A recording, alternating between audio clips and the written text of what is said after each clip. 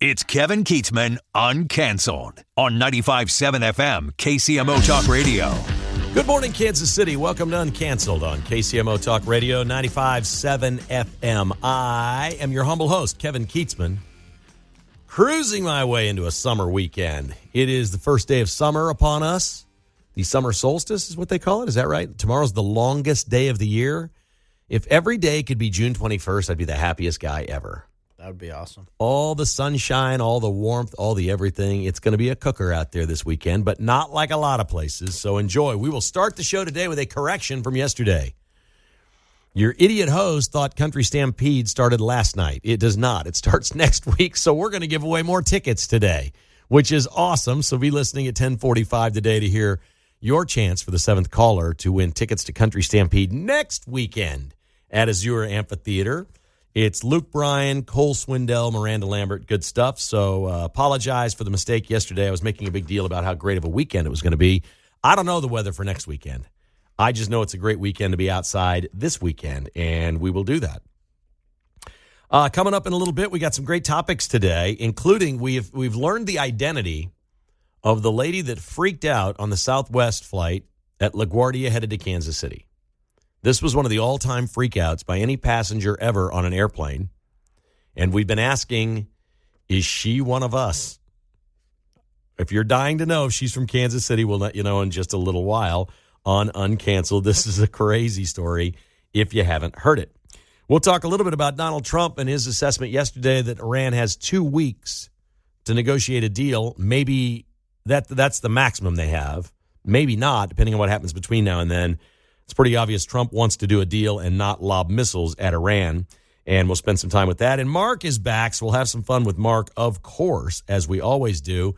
And I'm going to start doing a thing. I think we'll maybe start calling it, Kevin from Lenexa, because Pete always asks the best questions for callers, and I don't get to call in. So I'm going to answer his question about holidays later today. And I know Mark chimed in on a little bit on how many holidays we should get rid of. Trump wants to get rid of at least 2 holidays. And you know me, I think I've got the best answer, so stick around for that one. We'll start today with a pet peeve. Actually, this would fit on a Tirade Tuesday. That would work on Pete's show as well. But I just keep hearing it over and over and over, and it drives me crazy when I hear Republicans use the term illegal immigrants. I just want to throw up. Why we fall into a trap and let Democrats change the words that we use, the lexicon, the jargon, what's proper, what's not about somebody, it's the best thing Democrats do. It's the best bullet in their chamber. They get us to say things like illegal immigrants. These are illegal aliens. And there's no arguing it. I went to Webster's today and I looked it up. I looked up immigrant. And immigrants are legal in America. We're one of the great countries on earth. We allow immigrants. Some countries don't. We do. We're great like that. We were built on immigrants that came in legally because an immigrant, by definition, is legal. If they're here, they're emigrating to America as an immigrant here. An immigrant, Webster says, is a person that is a permanent settlement to citizenship. That's what they're there. They are legal in America. By definition, an immigrant is legal. You cannot put illegal in front of an immigrant. You can only be an immigrant in America if our country allows you to be an immigrant. There are laws that apply and have always applied. By definition, you're an illegal alien. Webster's defines an alien as owing political allegiance to another country or government.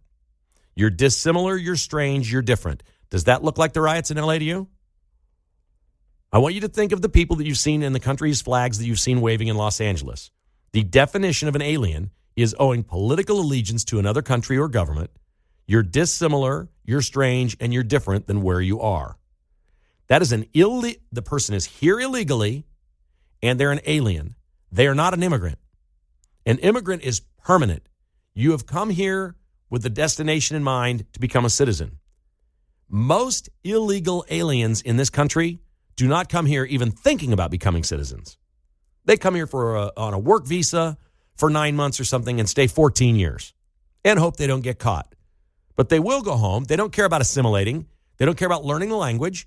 They don't give a damn about the United States, the Constitution, the rights, whatever. They're just here to make more money, send it home, live a better life. And if they grow old and die while they're here, great. They're not even trying to assimilate and become citizens. That's my beef with all this. When you let all these people in, and anyone that comes here and commits a crime after they're here clearly is not interested in becoming a citizen. You are no longer an immigrant. You can't. First of all, you're not an immigrant when you're here unless we know you're here and we know you're on a path to citizenship. By definition, you can't be an immigrant unless you're doing it that way. But then when you commit a crime, we know you're not interested in being a citizen. You're just here to raise hell. You're here to steal, pillage, rape, murder, or maybe you're a peaceful person just here to get as much money as you can and do whatever you can with it while you can, and you still don't like this country. You love where you're from. Your allegiance is to that flag and to those people in that government, and your money's going home. We have hundreds of billions of dollars, probably maybe even into the trillions, that leave our country every year. Money that is made here and not spent here. We've allowed these people in. We can talk about what it's done to our economy, but when this money stays in America, imagine what that will do for us. If I come in illegally and I leave my family at home and I work here, and these people travel back and forth, they have passports. They can go back and forth. I don't know how it all works, but we all know people in our lives that have been here a long time. They're hard workers. They make money, and they send it home. Let's say a dude makes $50,000 a year working here. I don't know what he does, whatever. At least, and most of it's not paying tax on it. It's cashed at a bank somewhere or at Walmart. They got a big sign right there in Walmart. They couldn't put the sign up more plainly. We'll cash anything for any illegal alien right here. Just let us know. We'll get you cash because they take a cut. And then the cash goes in a box or an envelope and gets mailed back to the country of the person's origin for the wife, the kids, whatever. Now, there's honor in what they're doing. I'm not saying that's a bad person. There's dignity in that. They came here to work, make more money, and take care of their family. But that's not the way immigration works. That's still an illegal alien that is doing something that I think we should just declare unlawful. Unless you're a citizen, you shouldn't be able to use you shouldn't be able to send money out of this country somewhere else. To me, that's money laundering. That's the same as these white-collar criminals that commit these crimes and do things. Fraud, wire fraud, money laundering. What's the difference? I'm here illegally. You don't know I'm here. I'm making money. I'm cashing it, and I'm mailing it to Colombia or El Salvador or Mexico or wherever. Where do we win on that deal? What does America get out of that? Some company gets a worker for less money. Big deal. Hire an American. Let's pay him more. I got no problem with that. I'm not worried about inflation. Inflation's going to happen anyway. Someday a Democrat's going to win, and we're going to get massive record-setting inflation again. Let's not worry about that. Let's get American citizens working in those jobs. And if somebody comes here legally and wants to become a citizen, let's make that more of a fast-track deal. Let's not hold people for 17 years before they become citizens. What I don't understand is how easy it was for, and maybe there's an unfair system and you can tell me, how easy it was for Salvador Perez of the Royals. He gets here. He's thrilled to be out of Venezuela, a war-torn country. He looks around America and goes, dang, this is really good. He learns English and tells the Royals, I want to be a citizen. And he's been a citizen for many years now. 7 or 8 years. He was a citizen by probably age 27. After getting here at age 20, that's not a big hurdle, and I don't think he wanted to be a citizen the first 5 years. He went back and forth to Venezuela on work visas, which Major League Baseball will do for you. Then he's like, I want to live there and I want to move my mom there. I want my family to be raised in America, not Venezuela. Does he still love Venezuela? Does his mom? Yes. Is he American through and through? Absolutely. And Salvador Perez will tell you that because he wanted to become a citizen. The people that have become citizens, I don't hear a lot of them telling 30-year stories. Oh, it took me 30 years to become a citizen. The people that I know that came and became citizens did it pretty quickly. There's a way in the system to get it done over a short number of years. If you want to do this, you can do it. My thought is most people coming in here are just flat out not interested in being American, and we're seeing that in the streets. The people that are literally protesting about illegal aliens and immigration and the crackdown and sending the criminals home, if this is their beef, they're all doing it the wrong way. And I'm not talking about the protests. They're here for the wrong reasons. They are not here to become one of us. And I don't know why we can't change this narrative, but as long as Republicans go on TV or do interviews and say illegal immigrant instead of illegal alien, we're going to lose this war. We're going to lose this battle of words because they're painting these people as peace-loving people that want to come here and become a citizen. And the overwhelming majority of them do not want to be citizens. They're not interested. They really don't care about America, except there's jobs here and more money. That's it. They want to use us. We're getting played. 913-408-7957 is the number to call if you'd like to join us. It's the Dodgers and what happened at Dodger Stadium yesterday that set me off on this thing, because the Dodgers are all in. We'll take your calls. I'll explain what they did, why it was wrong, and why the reverse could never happen next on Uncanceled. All right, we're back. We're headed to the phone lines here in a moment, and stick around for your chance to win Country Stampede tickets. We'll do that somewhere around 10:45. Be listening. The Dodgers yesterday put a post out on social media that they turned away Customs and Border Patrol agents that were in their parking lot and said, we denied them entry to the Dodgers Stadium. This is hours and hours and hours before a game. What happened, truthfully, was Customs and Border Patrol agents decided they were going to meet, and several vehicles pulled off the road and into the edge of a parking lot like you've seen. Well, I used to see it all the time. We'd go out and cover sports at the Truman Sports Complex hours before Royals games, and occasionally there'd be like 5 Kansas City, Missouri police officer cars sitting by the entrance that haven't really started their shift yet or whatever. They're hanging out. We've seen that. That's what they were doing. And then Homeland Security literally had to put a post out that said Customs and Border Patrol in the parking lot briefly at Dodger Stadium today, unrelated to any operation or enforcement. And the Dodgers were quick to post that they were bragging that they sent these people away.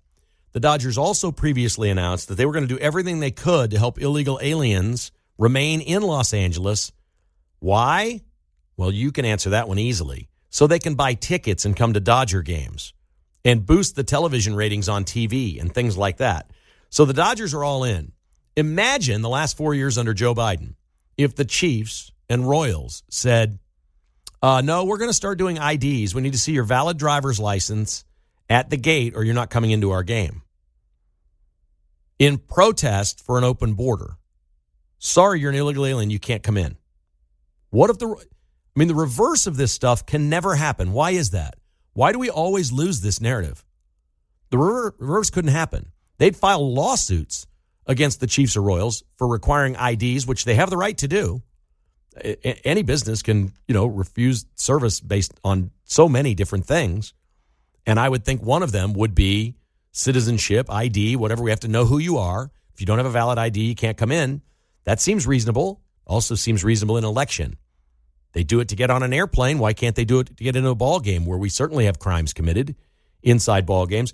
But that reverse is never active and true. Yet the Dodgers get away with this, playing politics, bragging that they sent the CBP away.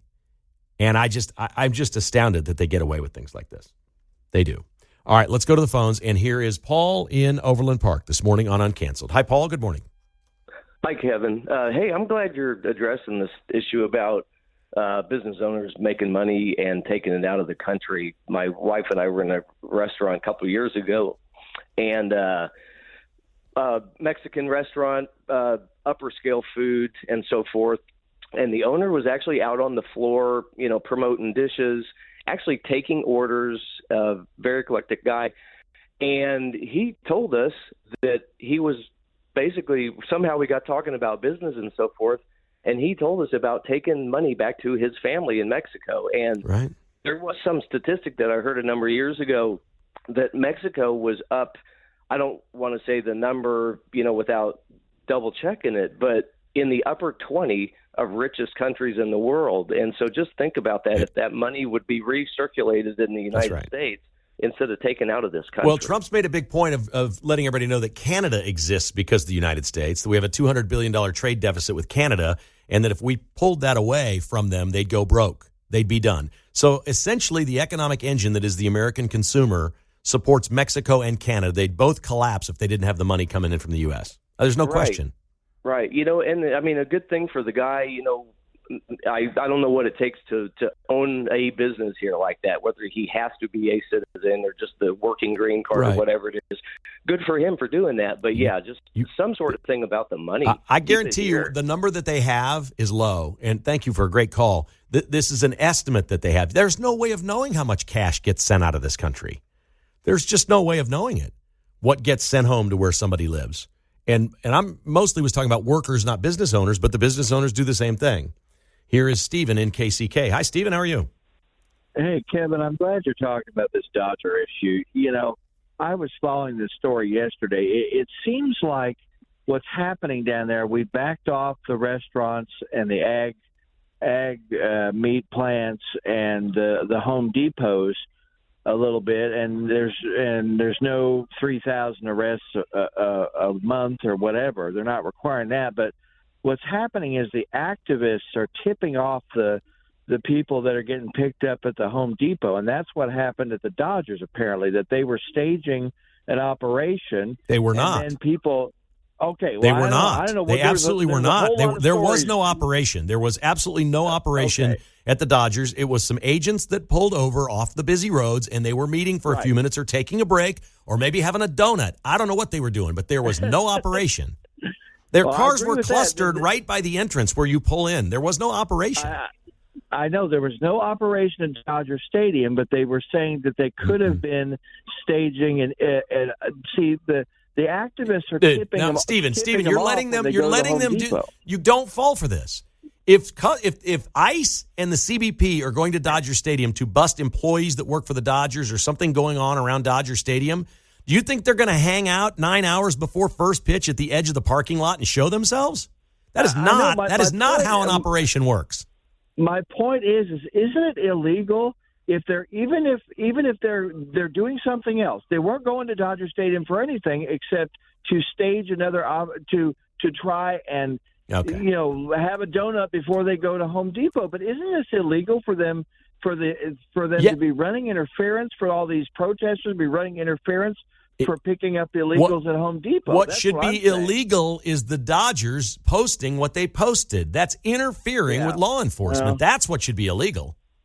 Well, I think there's a huge problem with we've got a huge problem with a network of people that are making money off these businesses, and now they're going to run just like these legislatures trying to get arrested. We've got to be a lot tighter with operation. All right, good call, Stephen. I'm going to stop you there. Yeah. We're getting close to break, but good call as always, man. I appreciate that. Here's where we're losing it. It is things like saying illegal immigrant instead of illegal alien. But the real thing is, nobody says this, and you just got to shout this from the mountaintop. This is democracy. The man was elected by a majority of people, an electoral college win as well.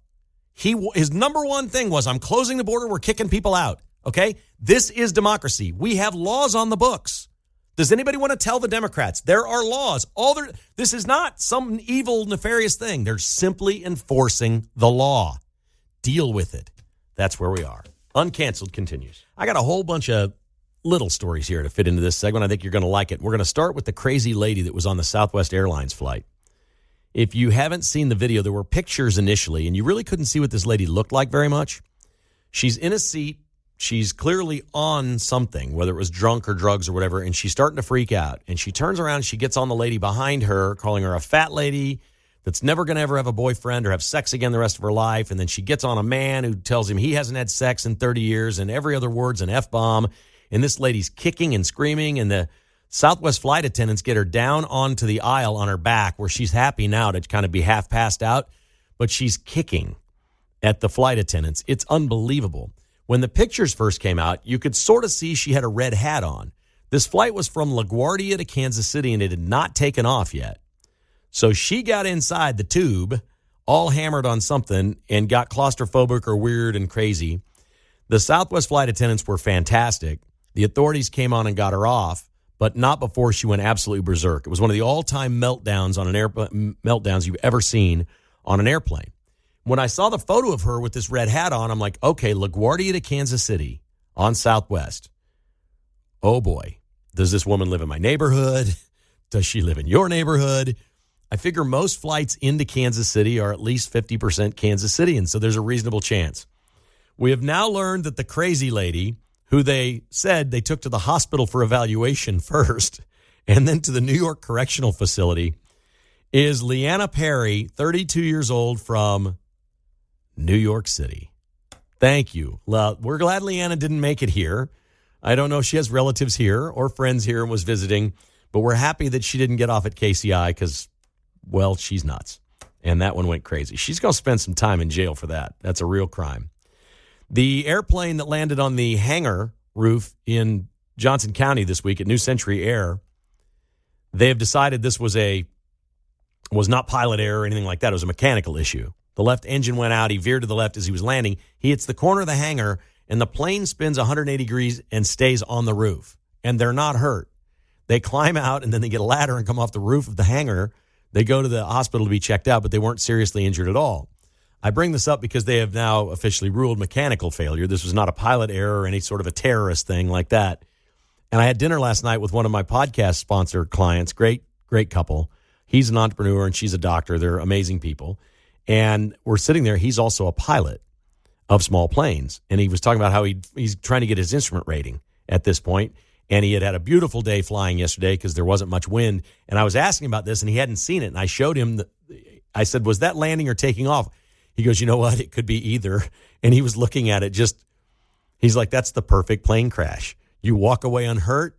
You tell your insurance company you need a new airplane. He's like, this is the best thing ever. You couldn't, as a pilot, if you were going to have a crash, you couldn't script it any better. We were literally making jokes about it, but we're glad those people are safe. This guy's not safe. He's going to be in prison a long time. His name is Grzegorz Vandenberg. He is 48 years old. And he was driving through New Mexico this week. And I've driven through New Mexico many times. They do have the largest fireworks stand you've ever seen all over the interstates in New Mexico. I think you can probably buy things in New Mexico you can't get other places. I don't know. This guy stops at one of these mega fireworks stores and walks in and says, I'm looking for the best things that I can shoot as a target like a target, like a human, like anything. He's looking for fireworks to go to Los Angeles to the riots and shoot at the cops. That's what this guy wants to do. So he's talking to him at the counter about which ones I can turn sideways. I know how to make pipe bombs. I can do different things. What would be good? Like, what kind of crazy person is driving through New Mexico, headed for Southern California, telling the people at the fireworks stand that you want things that you can do this to, and he befriends the guy that works there that's the expert about the pyrotechnics and stuff, right? And then asks him, do you want to come to L.A. with me? I'm going to go to the protests and shoot these at cops. I guess they let him buy a whole bunch of stuff and then got his license plate and car description and immediately called the New Mexico Highway Patrol and said, yeah, there's a guy there. He's headed to L.A. And they apprehended him fairly quickly, the feds did, and they have him in custody. What kind of there's dumb criminals, but you're going in to buy fireworks and you're telling people you're going to L.A. to shoot them? Not very smart. Grzegorz Vandenberg, nice work. This is a guy you may have heard of. His name's Pavel Durov. He's 40 years old. He's a Russian billionaire. And he started Telegram, a company called Telegram, the CEO of Telegram. And he's worth $14 billion. As a side business, he has a sperm clinic. You thought Elon Musk has been busy fathering children. Durov is 40 years old, and he has over 100 children. And he has now stated there's a 30-year running clock for when he turns 70. He will disperse at that point most of his fortune to however many kids he has at that time equally. None of them will be treated any differently, but they got to wait 30 years. And he's decided he's going to do this. Why he's bringing that up, and of course he can change his mind over the next 30 years, is beyond me. And what he's doing, I don't know. Sounds to me like this guy may wind up with hundreds of children if he keeps his sperm clinic and starts donating, but I'm going to guess it's pretty popular. He is, I'll say it, I'm not afraid of my masculinity. He's exceptionally good looking. I said, hey, listen, I spent most of the week talking about how exceptionally good looking Sophie Cunningham is, so I can say it about a man. I'm okay. I'm comfortable in my own shoes. This guy's good looking, and he's got billions. And if his sperm's sitting in his sperm bank, ladies, you can do a lot worse. It sounds like there's some money on the back end of that one. And Donald Trump came out yesterday and said, we're going to make a decision in the next 2 weeks on exactly what we're going to do with Iran.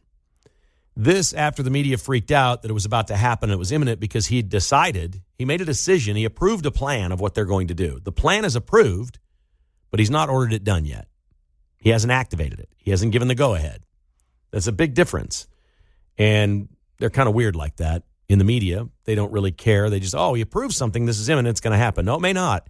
Like, we've never had a president so anti-aggression and anti-war than Donald Trump. He really doesn't want to hurt anybody. He'd love to peacefully send these illegal aliens home. But if he's got to use the National Guard, he's going to use the National Guard. And if he has to drop the bunker buster into that Iranian facility, he'll do it. And maybe that's what Iran wants. And maybe the Ayatollah there knows that his regime is toppling, that he will not stay in power, and this way he goes out a martyr. I don't think Trump wants to kill him. I don't think he wants to kill those people who really changed the regime. I think he'd be thrilled if it were changed. But he mostly wants no nuclear weapons available to the Ayatollah Khomeini. And so I got an email from one of my podcast listeners that was fantastic. We were talking about this on the podcast, and he said, Kevin, if you don't know, my wife is like the biggest Top Gun fan ever. She likes the original better than Maverick, but she loves Maverick too, the remake from a couple of years ago. And so I got this from David, who is a tremendous listener. He's got an organization called hillcrestplatte.org. They run a thrift shop. It's a charity. They do great work in Platte City. They're awesome. David sent me this email. Said, Kevin, I was watching Top Gun 2 for the 15th time or so a couple of nights ago. I put it on because I was thinking that the movie pretty much nails exactly what's going on in Iran right now. While I have no idea if there are pilots training for a mission, I can certainly see this happening. Let's go through what I've seen on X the last few days. A rogue nation, of course, in the movie they don't say it's Iran, but this gentleman believes it was Iran, is close to completing a uranium enrichment plant under a mountain. In Top Gun, we have to go in and blow it up with the Air Force and jets, much like you would do with a bunker buster. Doesn't this seem like Top Gun 2 is playing out in real life? I think that's just fantastic. Listeners are the best, man. And I agree with him. And I'm not trying to make light of what's going on with any of this. But, yeah, now that I think about it, I came away from Top Gun 2 thinking it was about China, but China already had nuclear weapons. So I probably shouldn't have been, because they portrayed the enemy as a really high-tech country. It was also a generic country. They didn't want to give up anything about it. Like, you never saw the faces of the other pilots or anything going on in the other country. It was a nameless, faceless opponent for the United States. And they do that because they want the movie to be able to be sold elsewhere. If you say it's the Chinese, well, the movie's not going to be shown in China. You can't make any money in China if you do that. So I understand why they do it. It's a little lame. I used to like it in the 90s and early 2000s where the Russians were always the bad guys. That was easy. And why can't we do that now? Like, I think Die Hard movies had bad Russians or something, right? So many movies, the Russians were the bad guys. And America gobbled those up. But they don't like to do that now. This guy says he's pretty sure it was Iran as he looks back on it. And that absolutely could be the case. I won't say that I know one way or the other. Let's talk about a couple of women here in our final segment. And Mark's going to join us here in a second as well. Ilhan Omar, the congresswoman, changed a post yesterday on social media on Juneteenth. Juneteenth is the holiday where we celebrate the last Democrat governor that had slaves and those slaves being freed because of a Republican president. That's what we celebrate. That's what Juneteenth is, right? Finally getting the slaves out of the Democrat control because of a Republican president. That's indeed what Juneteenth is. All right, so Ilhan Omar makes a post about slaves and them being freed and just gets roasted because she's from Somalia and often talks about Somalia being better than America. Somalia still has slaves. And she takes that down, and then she changes her post to something like, freedom is not always swift, and never use the word slavery. These people are such frauds. It really, truly is remarkable. The flip side of that is the wonderful, beautiful, and lovely Sophie Cunningham, the star basketball player from the University of Missouri that plays for Indiana and is a teammate with Caitlin Clark. We've been following all the bullying of Caitlin Clark and all the racism in the WNBA that exists by the old guard of that league. They don't like this change, and they're really going to hate it now because Sophie Cunningham, who defended her teammate and basically tackled hard the lady on the other team that had poked her in the eye and all that stuff, has become a cult hero across the country for standing up for her teammate, Caitlin. After the game, when she left the arena, I mean, you cannot believe how beautiful Sophie Cunningham looked. She dresses sexy and the whole thing, and she's Christian, wears a cross. It's classy enough. She's not going to have some OnlyFans page or something weird like that. This is Sophie Cunningham. Mark, her jersey is sold out. She has 1 million new followers. She is easily the second most popular player in the WNBA now, and I think there's a chance she could make more money than Caitlin Clark before it's all over. This is one of the stories that I actually saw when I was on vacation. I'll bet you did. It was everywhere. It was everywhere. I couldn't get away from it. But yeah, I guess she got a black belt when she was 6 years old. She played high school football, and now she's Caitlin Clark's security. It's pretty sweet. I love it. She's the henchwoman. That's what I call the henchwoman. And she is just drop dead gorgeous. Is she not? She is. And I think that's really what's going on. And let me say this, because it sounds sexist to a lot of people when dudes on the radio talk like this. But it's not. This happens in all kinds of other sports. Jack Caglione came up for the Royals, and I don't even want to get into the things that my wife has said about Jack Caglione already. She's twice his age, more than that. Like, stop, will you? We went to a game. She's got her phone out. She's zooming in, taking pictures of him while he's playing first base. I'm like, are you serious? I was there. I saw it. Right. And then she loves the football games when the players come in before the game. Her favorite thing is the hour and a half before noon kickoff, scrolling through Instagram, looking at all the boys walking in and all their fancy threads. Yep. She loves it. So this goes both ways. We're not being sexist. Sophie Cunningham knows that, and she's going to capitalize on that, and I say good for her. All right, Pete Mundo asked the question earlier today. We got to get rid of 2 holidays. What would they be? We're going to maybe just start calling this segment, Kevin from Lenexa. So I'm going to be a caller for a second to Pete's show. And then we'll get Mark's take on this. He got his chance earlier today a little bit on this one. Look, there's a bunch of dumb holidays, and I agree with Trump. There's too many of them. And I don't think we should split hairs here. Let's take all the dopey ones. Juneteenth, Columbus Day, MLK, President's Day. I heard him bashing on Labor Day. Maybe not Labor Day. If we have to lump it in, I guess we can. I like Labor Day because if people don't know, the reason it started was because of how many people died. It's really a memorial day to people who died building this country when there was no work safety at all. You can say it's celebrating unions, whatever, but we lost an enormous number of people in this country building skyscrapers, railroads, bridges. It was not safe to work. People literally risked their lives every single day to build this country, and I think Labor Day is okay, but that's me. Let's take all these dopey things, and let's get rid of whatever we got to get rid of. Let's lump them into one day. And let's call it, first I thought Americans, with an N, Americans Day. But maybe we should just call it Citizens Day.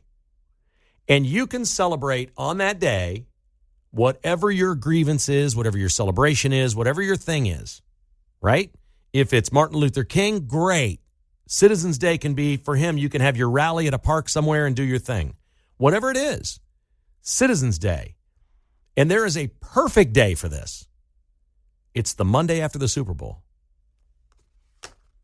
There's my mic drop, Mark. Knock a hole in it. I like it. People want President's Day to be that day, but like you said, you can lump it in. So you can do whatever you want with those days. I do like your idea on that. I just say I like all the holidays. That's a bad take by me. Right. I like every holiday. I think that me and John were kind of talking off there about this. I almost want one once a month, one per month, so we can get 12 total. I don't know how we're going to get to that, but that's what I think that we should do. Okay, well, Trump's point is we're not working enough. See, I think we work plenty. Well, maybe we do. That's true. Okay? That's true. I think and I just took a little time off, so maybe I shouldn't be talking. And I think he didn't clarify, but I think mostly what he's talking about is government work. I think, that's correct. There's too many bank holidays, government holidays, whatever. Mm-hmm. Banks close because why? They're regulated by the feds? I think that's lame. Yeah. They just want days off too. Mm-hmm. So I think he makes a point. I'd love to see the numbers. He says we're losing billions by doing this. I'd like to see that. I'd like to know how. I'm not sure I can figure out how we're losing money. Could be a part of Doge, maybe. Maybe. I mean, how did we lose money on Juneteenth yesterday? I don't know. But again, this is another case where liberals went too far with a good thing. We had holidays for reasons, and they went too far. And I think for a lot of people, Juneteenth is just too far and don't understand why, we do that or whatever. Look, you can sit here and say Columbus Day is too far. There's a lot of libs that want to get rid of Columbus Day because they don't recognize him. They don't, like that. Columbus isn't their guy. I get it. That's fine. I don't sit awake at night worrying about whether we have Columbus Day or not. Lump them all into one day. And whatever your thing is, that can be your day. How about middle-aged white guy holiday? I'll celebrate the NFL. That's what I'm going to celebrate. NFL Day. That's fine. Exactly right. But I just call it Citizens Day and have it the day after the Super Bowl. I like that. And let's close it down and let's lump 4 or 5 of these in there and not have as many holidays. I'm perfectly fine. But if the company's Cumulus, if you're listening, if you want to give us just more personal time off, that's great. Allow us to have those days. We'll take it. Yeah, we'll take it. We're not afraid for that. Have a great weekend. Mark, great to have you back, buddy. Have a good one. Thank you.